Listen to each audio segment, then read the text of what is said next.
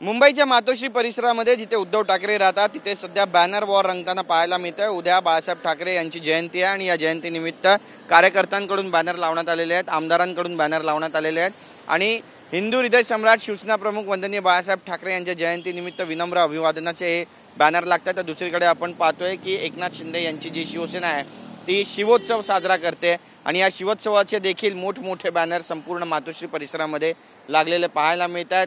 चौकामध्ये हे बॅनर दिसतात आणि त्यासोबतच झेंडे सुद्धा शिवसेनेचे या ठिकाणी फडकताना दिसतात। त्यामुळे बॅनर वॉर एक पद्धतीने रंगलेला आहे। बाळासाहेब ठाकरे यांची विचारांची जी खरी शिवसेना आहे ती आमच्याकडे आहे असा दावा एकनाथ शिंदे हे वारंवार करतात।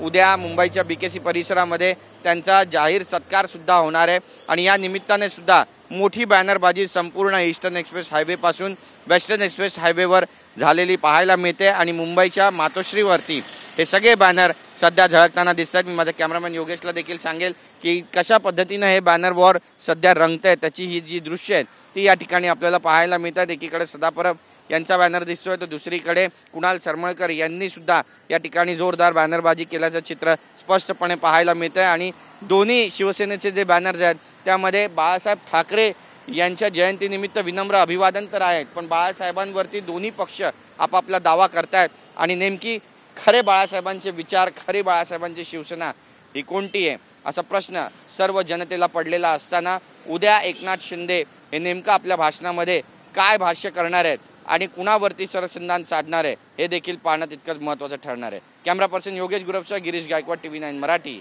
मुंबई।